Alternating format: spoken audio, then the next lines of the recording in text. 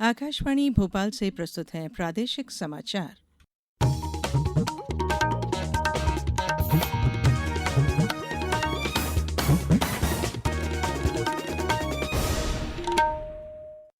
नमस्कार, समाचारों के साथ मैं धारणा सचदेव। सबसे पहले इस बुलेटिन के मुख्य समाचार। मुख्यमंत्री डॉक्टर मोहन यादव की अगुवाई में आज पहली कृषि कैबिनेट, किसानों से जुड़े बड़े फैसले लिए जाएंगे। प्रधानमंत्री नरेंद्र मोदी ने पश्चिम एशिया के हालात पर इजरायल के प्रधानमंत्री बेंजामिन नेतन्याहू से फोन पर की बातचीत। राष्ट्रपति द्रौपदी मुर्मू आज दिल्ली लखपति बिटिया योजना की करेंगी शुरुआत।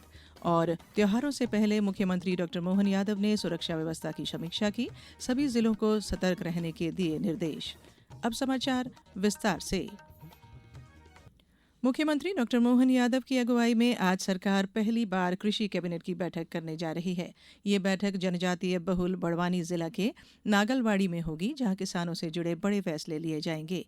बैठक में कृषि, पशुपालन, बागवानी, सहकारिता और उद्योग समेत 17 विभाग शामिल होंगे, ताकि खेत से बाजार तक किसानों को मजबूत बनाया जा सके। सरकार का कहना है कि ये साल किसानों की समृद्धि के नाम रहेगा। इसके बाद मुख्यमंत्री और मंत्री जुलवानिया में भगौरिया उत्सव में भी शामिल होंगे।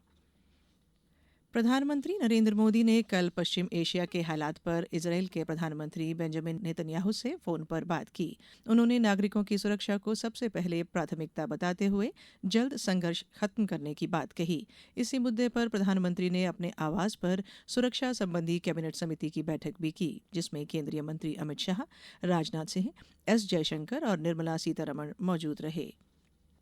राष्ट्रपति द्रौपदी मुर्मू आज इंदिरा गांधी इंडोर स्टेडियम में दिल्ली लखपति बिटिया योजना की शुरुआत करेंगी।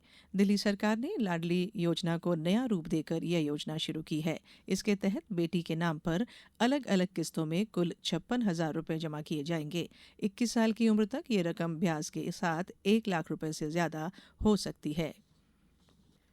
केंद्रीय संचार मंत्री ज्योतिरादित्य सिंधिया स्पेन के बार्सिलोना में आज से शुरू हो रही मोबाइल वर्ल्ड कांग्रेस में भारत का नेतृत्व करेंगे। श्री सिंधिया यहां भारत पवेलियन का उद्घाटन भी करेंगे, जिसमें देश की टेलीकॉम, मैन्युफैक्चरिंग और इनोवेशन की ताकत दिखाई जाएगी। मुख्यमंत्री डॉक्टर मोहन यादव ने त्योहारों को देखते हुए कल कानून व्यवस्था की समीक्षा की। उन्होंने पुलिस कमिश्नर कार्यालय भोपाल से वीडियो कॉन्फ्रेंसिंग के जरिए सभी जिलों के हालात की जानकारी ली। मुख्यमंत्री ने शांति और सुरक्षा बनाए रखने के लिए पुलिस को ज्यादा सतर्क रहने के निर्देश दिए हैं। प्रदेश भर के सभी मैदानी अफसरों की, पुलिस के अधिकारियों की होली के साथ आने वाले त्योहार, गुड़ी पड़वा, नवरात्रि, परीक्षा का समय, सब कारण से पुलिस अपने मैदान में डटकर ड्यूटी करे। पुलिस ने उल्लेखनीय उपलब्धि की है। बीते समय जब नक्सलवादियों का बड़ा एक मूवमेंट को खत्म किया देश के अंदर, मध्य प्रदेश पुलिस का मान बढ़ा, सम्मान बढ़ा। मुझे भी अपना गर्व है। हमारा मध्य प्रदेश शांति का टापू है। त्योहार अच्छे से मनाइए, मैं कामना करता हूँ। इसके साथ ही राज्य सरकार ने होली के मौके पर 4 मार्च को भी सार्वजनिक अवकाश घोषित किया है। इससे पहले 3 मार्च की छुट्टी पहले ही घोषित की जा चुकी थी। यानी अब होली पर लगातार 2 दिन सरकारी दफ्तर और ज्यादातर संस्थान बंद रहेंगे। ये समाचार आप आकाशवाणी मध्य प्रदेश से सुन रहे हैं। ये समाचार बुलेटिन YouTube पर Madhya Pradesh news all India radio channel पर और Facebook साथ ही X प्लेटफॉर्म पर AIR न्यूज भोपाल पर सुने जा सकते हैं। इसके अलावा आप हमारी वेबसाइट newsonair.gov.in पर अथवा न्यूज ऑन AIR ऐप पर भी समाचार सुन सकते हैं। समाचारों में एक बार फिर आप सभी का स्वागत है। केंद्रीय कृषि मंत्री शिवराज सिंह चौहान ने कहा है कि सरकार किसानों के हित में 2 बड़े सुधार लागू करने जा रही है। कृषि मंत्री ने उत्तराखंड के मसूरी में कल एक संवाददाता सम्मेलन को संबोधित करते हुए कहा कि सरकार एक प्रमुख डिजिटल प्लेटफॉर्म को अपडेट कर रही है।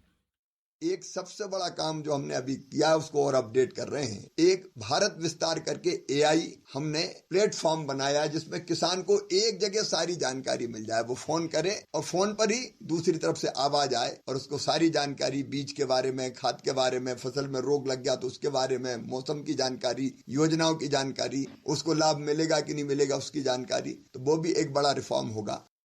श्री चौहान ने कहा कि एक भारत पहल के अंतर्गत किसानों को एक ही स्थान पर सभी आवश्यक जानकारी प्राप्त करने में सक्षम बनाने के लिए एक AI आधारित प्रणाली विकसित की गई है। राज्य के उप मुख्यमंत्री राजेंद्र शुक्ल ने कल गुना में आयोजित पुष्प प्रदर्शनी में शिरकत की। इस मौके पर उन्होंने कहा कि आधुनिक तकनीक और प्राकृतिक खेती अपनाकर किसान आर्थिक रूप से मजबूत बन सकते हैं। उन्होंने कहा कि गुलाब की खेती में 1 एकड़ में करीब 14 लाख रुपए सालाना कमाई संभव है, जो पारंपरिक फसलों से ज्यादा है। श्योपुर जिले में कलेक्टर द्वारा 27 और 28 फरवरी को 2 दिवसीय होली उत्सव मेले का आयोजन किया गया था, जिसमें मध्य प्रदेश ग्रामीण आजीविका मिशन समूहों की दीदियों द्वारा पलाश, गुलाब, गेंदा के फूलों से हर्बल गुलाल तैयार किया गया था। फूलों से बने हर्बल गुलाल की ग्राहकों ने सराहना भी की। और अधिक जानकारी दे रहे हैं हमारे संवाददाता। श्योपुर जिले की स्व सहायता समूह की महिलाओं द्वारा होली पर्व पर फूलों से होममेड हर्बल गुलाब बनाने का सराहनीय कार्य किया है। समूह की दीदी द्वारा 1 माह पहले से इसकी तैयारी की गई थी। इसके लिए समूह द्वारा जंगल व खेतों से पलाश, गुलाब, गेंदा, बोगनविलिया आदि की फूल पत्तियों को इकट्ठा कर उन्हें सुखाया गया। इसके बाद इन्हें उबाल कर धूप में सुखाकर पीसा गया। बाद में इन्हें पैकिंग किया गया। प्राकृतिक व हर्बल गुलाब बनाने के लिए समूह की दीदी सीता से जब मैंने बात की तो उन्होंने बताया इससे क्या शरीर में कोई नुकसान नहीं होता, कि आंखों में चले जाने से जलन नहीं पड़ती और बालों पर कोई नुकसान नहीं होता और अपने शरीर पर भी इन्फेक्शन नहीं होता है। मध्य प्रदेश ग्रामीण आजीविका मिशन श्योपुर के डीपीएम डॉक्टर सोन कृष्ण मुदगल ने बताया, केमिकल रसायन का प्रयोग करते हुए कई रंग और गुलाल तैयार किए जाते हैं। इससे कई लोगों को हानिकारक विपरीत प्रभाव उनकी त्वचा पर, उनके फेफड़ों में, उनके स्वास्थ्य पर पड़ता है। उन सबको समाप्त करने के लिए हमारे आजीविका मिशन के स्व सहायता समूह की दीदियों के माध्यम से फूलों को पीस करके इनसे रंग तैयार किए गए हैं, जैविक गुलाल, जिससे समूह की दीदियों को आर्थिक लाभ तो हुआ ही, साथ ही लोगों को केमिकल युक्त गुलाब से भी छुटकारा मिला। श्योपुर से अश्विनी कुमार, बालोटिया। भारतीय अंतरिक्ष अनुसंधान संगठन इसरो ने स्कूली छात्रों के लिए युवा वैज्ञानिक कार्यक्रम युविका YUVIKA शुरू किया है। ये 2 हफ्ते का रेजिडेंशियल ट्रेनिंग प्रोग्राम होगा, जिसमें बच्चों को अंतरिक्ष विज्ञान और स्पेस टेक्नोलॉजी की जानकारी दी जाएगी। कक्षा 9वीं में पढ़ रहे भारतीय छात्र 31 मार्च तक ऑनलाइन आवेदन कर सकते हैं। राज्य की पुलिस को डिजिटल गवर्नेंस और तकनीक के बेहतर इस्तेमाल के लिए राष्ट्रीय स्तर का IT implementation for governance and public service delivery award मिला है। ये सम्मान इंडियन एक्सप्रेस ग्रुप के टेक्नोलॉजी सभा अवार्ड समारोह में दिया गया। बात खेल की। भारत ने वेस्टइंडीज को 5 विकेट से हराकर T20 वर्ल्ड कप के सेमीफाइनल में जगह बना ली है। संजू सैमसन ने 50 गेंदों पर नाबाद 97 रन की शानदार पारी खेलकर टीम को जीत दिलाई और मैन ऑफ द मैच बने। अब भारत 5 मार्च को इंग्लैंड के साथ मुंबई में वानखेड़े स्टेडियम में सेमीफाइनल खेलेगा। वहीं 8 मार्च को अहमदाबाद के नरेंद्र मोदी स्टेडियम में फाइनल मुकाबला होगा। दूसरी तरफ भारतीय महिला हॉकी टीम हैदराबाद पहुंच गई है, जहां वह 8 से 14 मार्च तक FIH विश्व कप क्वालिफायर खेलेगी। भारत का पहला मैच 8 मार्च को उरुग्वे से होगा। इसके बाद स्कॉटलैंड और वेल्स से मुकाबला है। अब बात मौसम की। मार्च की शुरुआत होते ही राज्य में गर्मी ने जोर पकड़ लिया है। खरगोन में तापमान 35.2 डिग्री तक पहुंच गया, जबकि भोपाल, इंदौर, ग्वालियर और जबलपुर भी गर्म रहे।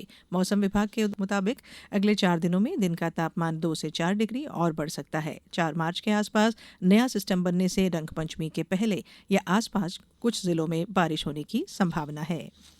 अब कुछ समाचार संक्षेप में। खंडवा विद्युत वितरण कंपनी के अधिकारियों ने नागरिकों से अपील की है कि वे बिजली लाइन और ट्रांसफार्मर के नीचे या विद्युत पोल के आसपास होली न जलाएं। इंदौर नगर निगम द्वारा होलिका दहन में लकड़ी की जगह उपलों और गौकाष्ठ का प्रयोग करने के संबंध में नगर निगम अधिकारियों को आवश्यक दिशा निर्देश दिए गए। जबलपुर जिले में मंदिरों में अर्पित फूलों से हर्बल गुलाल तैयार किया गया है। इस प्राकृतिक गुलाल से होली खेले जाने के माध्यम से पर्यावरण संरक्षण और स्वच्छता का संदेश दिया जा रहा है। और ईरान के supreme leader ayatollah Ali Khamenei की मौत की खबर के बाद कल बैतूल में शिया समुदाय ने कैंडल मार्च निकालकर शोक जताया। इस बुलेटिन में इतना ही। अगला बुलेटिन सुनिए दोपहर 2:10 पर। नमस्कार।